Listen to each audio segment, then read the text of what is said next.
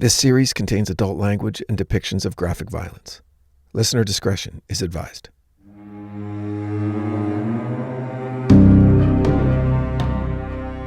The Summer Olympics are upon us. I love the Olympics, summer and winter, because for reasons unknown, that 2-week period every 2 years suddenly has me incredibly invested in aquatics or ski jumping or gymnastics. Hell, I even watch figure skating. A testament to the power of the Olympic Games is this. At literally every other time outside of the Games, if I happen to land on a channel that has any of the above events televised, I change the channel faster than if I landed on a daytime soap opera. I'd rather rewatch a show I don't really like than any non-Olympics, women's swimming, or men's curling. But during the Olympics, I'm glued to the TV, screaming my head off for our teams to take home the gold. And I'm not throwing shade at any of these Olympic sports. They're obviously difficult and require incredible commitment and a lifetime of training. It's that, absent the us against them national pride element that the Olympics convey, I'm just not that interested. But for these 16 days, it's my life. I'm already worried about the post-Olympics depression that I go through every 2 years. But again, totally worth it. So in honor of the host city for the Games of the 33rd Olympiad, I'm going to share a story that took place in Paris, the City of Lights, back in 1994. It's a chilling tale of murder committed by an avowed Satanist, a man named Nicolas Claux. Welcome back to The Devil Within. You're listening to The Vampire of Paris.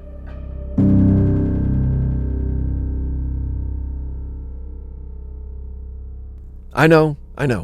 I did a series of vampire episodes last month, but this is way more than a vampire episode. Trust me.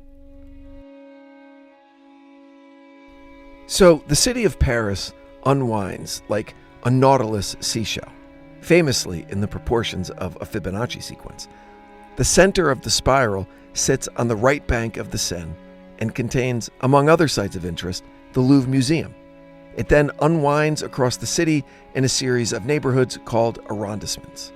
There are 20 arrondissements in total that make up the city of Paris. The Eiffel Tower's in the 7th, Notre Dame Cathedral's in the 4th, and across the city, on the outskirts of the spiral, is the 18th arrondissement. It is within this neighborhood that sits one of the most famous nightclubs in history, the Moulin Rouge.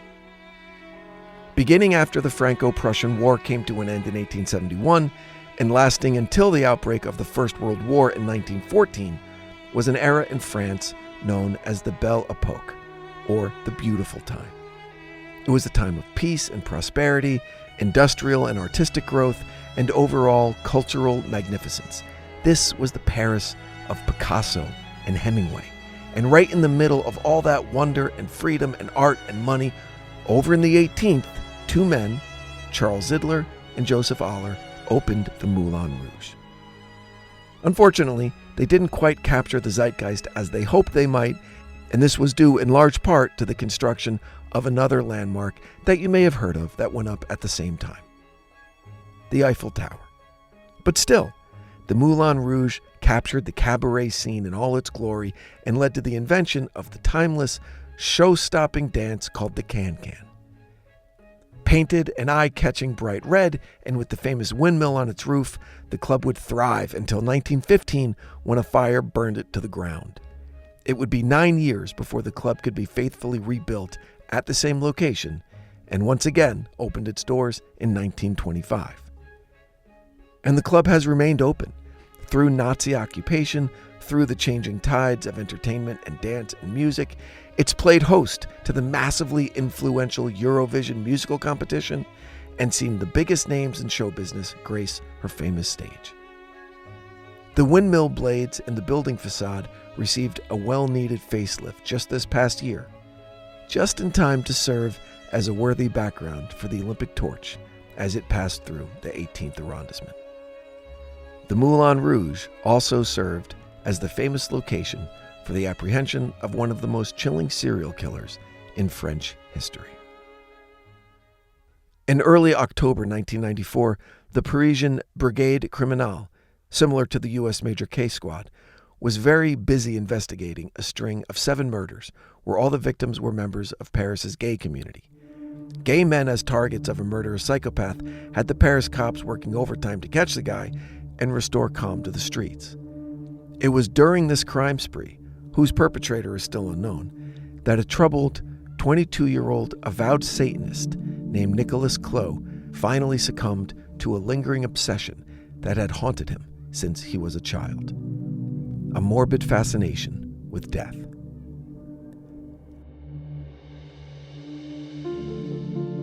Claux's father was a French citizen who worked for an international bank, and as a result, Nicolas spent his childhood in the African nation of Cameroon before moving first to London, and then Portugal, and then finally settling in Paris at the age of 16. By then, Nicolas's interests had already taken on a decidedly dark turn.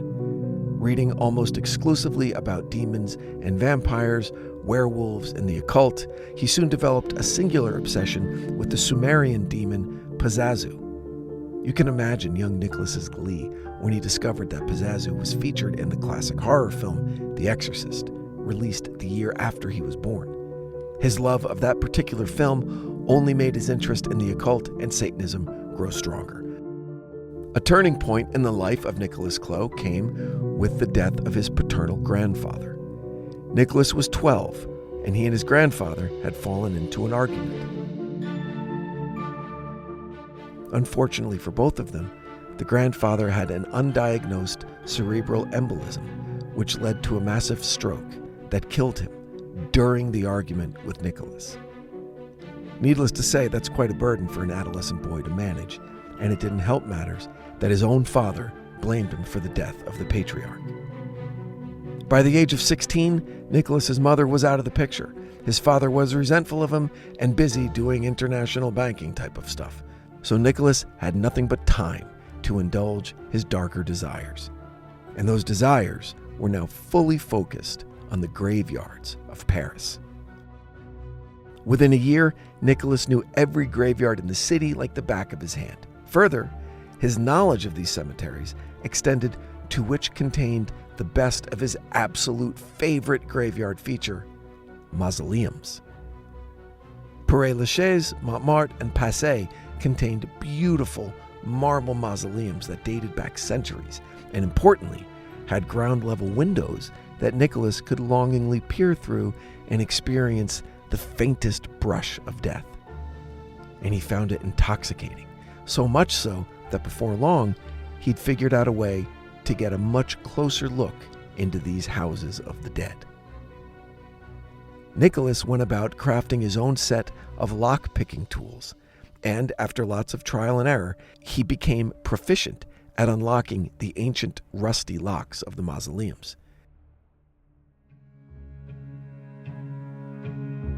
He would often enter these private subterranean rooms during the day and not leave until long after the cemetery had closed.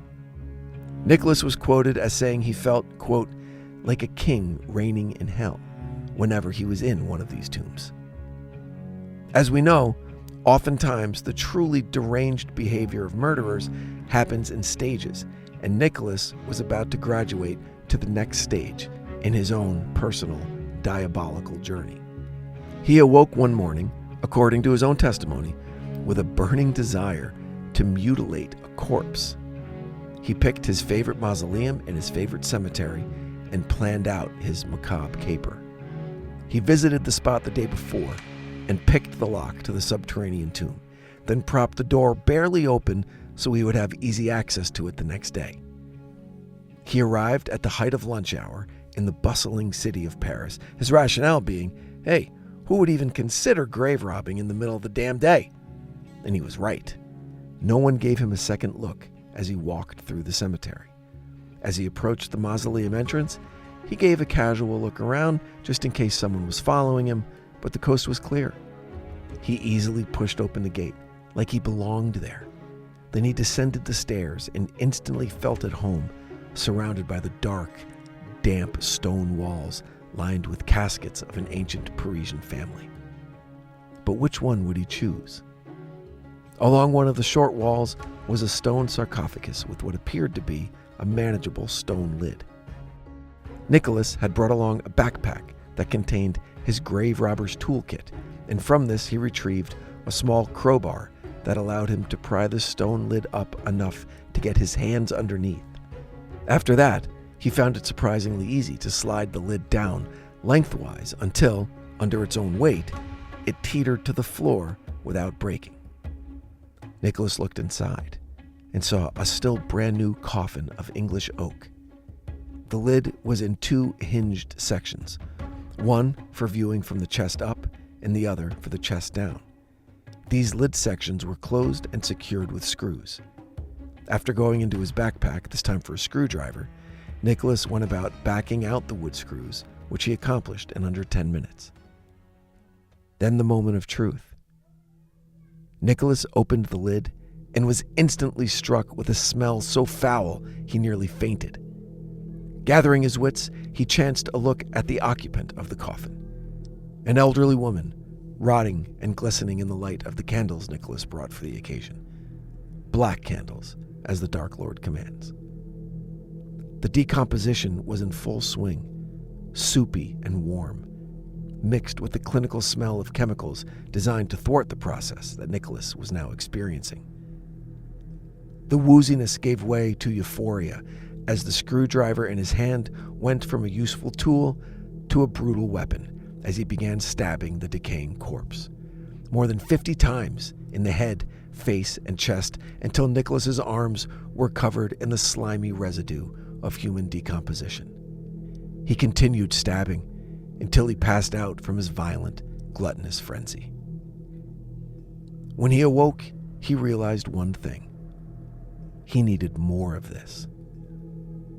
A pattern developed, basically one of search and destroy. Search for the right mausoleum, then destroy the body within. This would continue uninterrupted until Nicholas's arrest 3 years later. Believe it or not, Nicolas Claux applied for and was hired as a morgue attendant in a Paris hospital. He was led to this after the only mortuary school in the city declined his application. But still, morgue attendant was more than adequate as a consolation prize, and it's doubtful anyone ever loved their job as much as Nicholas loved his. His duties included assisting in autopsies, preparing bodies for wakes, even stitching up corpses when the work was finished. And this work, this incredible job opportunity, gave Nicholas all the room he needed to take his next step, to get to the next level in his ultimate quest for death. And this level was particularly disturbing. As Nicholas would confess years later, quote, "I would be left alone with the body after the autopsy to do the stitches, which were my specialty. This is when I began eating strips of muscles from the bodies. I always checked out their medical files first. I talked with a butcher once who told me that meat is better 3 or 4 days after death, and this was something I had always dreamed of doing, and I had the opportunity to do it on a regular basis. Sometimes I brought select cuts of meat home with me to be cooked, but my preference was to eat them raw. It tasted like tartar steak or carpaccio. People often asked me what went through my mind the first time I indulged my cannibalistic fantasy. Well, to be honest, I said to myself, wow, now I'm a cannibal. Cool. That's right. His first thought was, now I'm a cannibal. Cool. And it didn't stop there. Nicholas was able to figure out a way to steal unused blood bags from the operating rooms at the hospital. He would hide them in his locker, then take them home, mix the blood with protein powder, and drink it.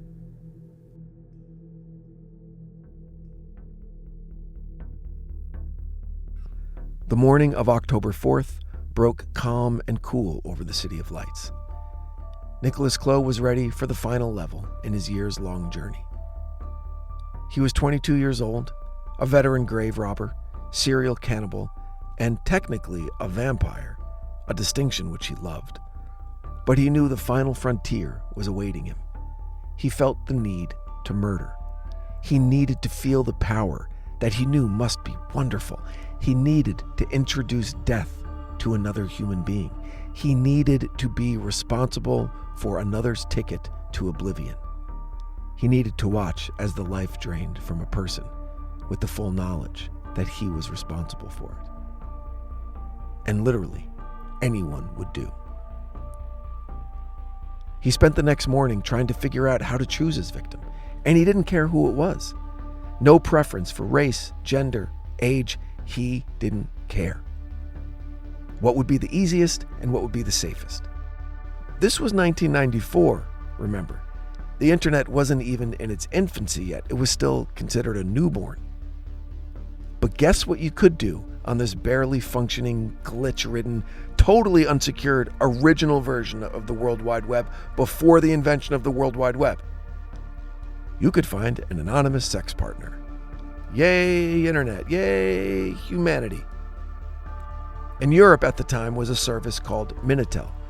It was a pre-internet online service available through telephone lines. It required a terminal in your house, provided for free from the French government, and it looked a lot like those old bubble iMacs from the late 90s. The Minitel system was designed to usher Europe into the information age, and it did to a certain extent.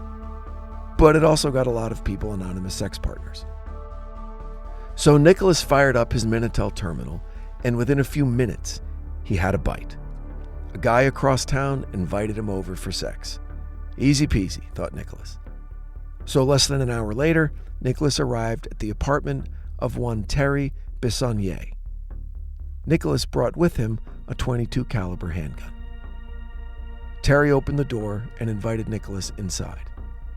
Back then, it was already commonplace for members of the gay community in Paris to meet up after meeting on Minitel, so Mr. Bissonnier had no reason to be overly suspicious of Nicolas. Terry was 35 years old, a professional living alone, and was out to his family and close friends, but definitely not out when it came to his professional life, and he wanted to keep it that way. Sadly, none of that would matter in the blink of an eye.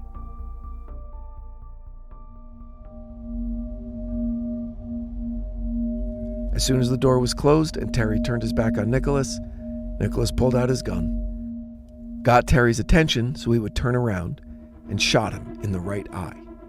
Terry collapsed instantly and appeared to be dead. But he wasn't. So as Nicolas fulfilled his Johnny Cash-like dream of shooting a man just to watch him die, he noticed that Terry was still breathing and making what he called weird noises. He was suffering, dying slowly and painfully. Nicolas knew this, and it excited him. Nicolas then shot him a few more times in the back of the head. Then he went into the man's kitchen to eat some cookies and watch him bleed out. Just for good measure, Nicolas smashed a potted plant over Terry's head and then delivered one final shot to his back. Sadly, this was the shot that killed Terry Bissonnier. The bullet pierced his heart. Proving himself to be little more than a deranged, petty thief with delusions of satanic grandeur, Nicolas robbed Terry, took his cash, driver's license, and credit cards, along with an alarm clock and a VCR. He took his cash, driver's license, and credit cards, along with an alarm clock and a VCR. Not in any way to make it look like a burglary gone wrong, but just because he wanted some free stuff to sell later. That small act of greed would prove to be Nicolas's undoing. The body of Terry Bissonnier wouldn't be discovered for more than 3 days. After not hearing from their son, Terry's parents used their key to enter his apartment and found him dead.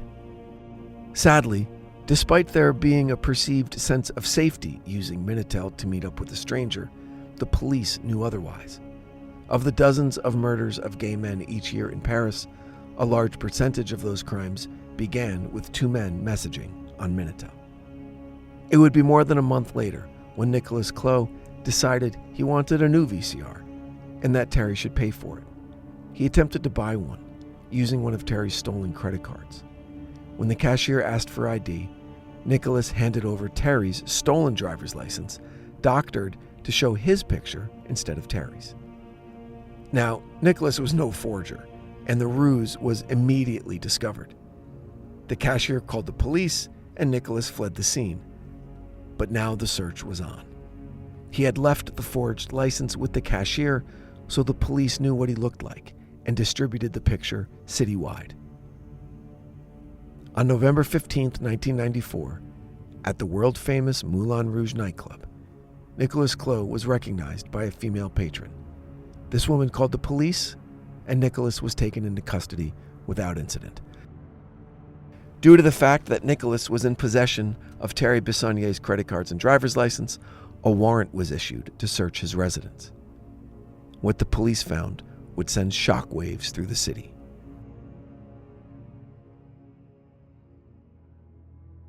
Refrigerated human remains, cremated human remains, a collection of human teeth, collections of blood everywhere, S&M videos depicting extremely violent sex acts, satanic books and literature, hundreds of photographs of autopsies, hundreds of drawings of vampires, werewolves, and demons, and, that's right, a .22 caliber pistol.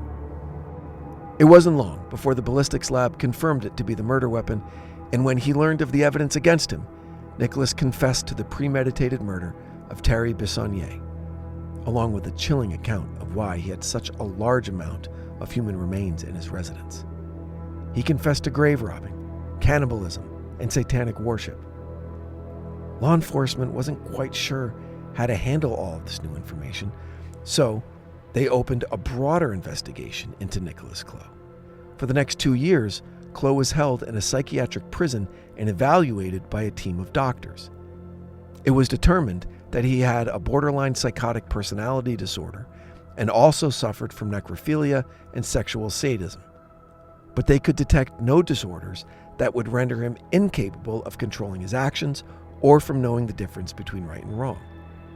But in a push for a, quote, diminished responsibility plea that would significantly reduce his potential jail time, Nicolas offered the explanation that he had had an argument with a gay man on the morning of the murder in one of his favorite cemeteries, that this gay man threatened to call the police if he didn't stay away. Nicolas felt threatened and in danger of being robbed of one of the true joys of his life, so, in an effort to gain some measure of revenge, he decided to solicit a random gay man on Minitel and murder him. The ploy seemed to work, as his case worked its way to trial. When the trial began, it was clearly established that Nicolas Claux purposely contacted Terry Bissonnier with the intent to murder him. The fact that he shot him so many times, wiped his fingerprints off anything he touched, and robbed the victim all pointed to Nicolas being aware of his crimes and the attempt to cover them up. And all that points to premeditated murder. But the prosecution wanted more. They believed that the murder of Bissonnier was one of a series of murders of gay men that occurred in early October 1994, and that Nicolas's psych profile fit that of a serial killer perfectly. Despite a mountain of evidence, shocking crime scene photos, and the admission of necrophilia and cannibalism, it all only pointed to one murder, and one murder only. The prosecution would have to abandon their expanded investigation of Nicolas as a serial killer and settle for capital murder, armed robbery, and falsification of official documents.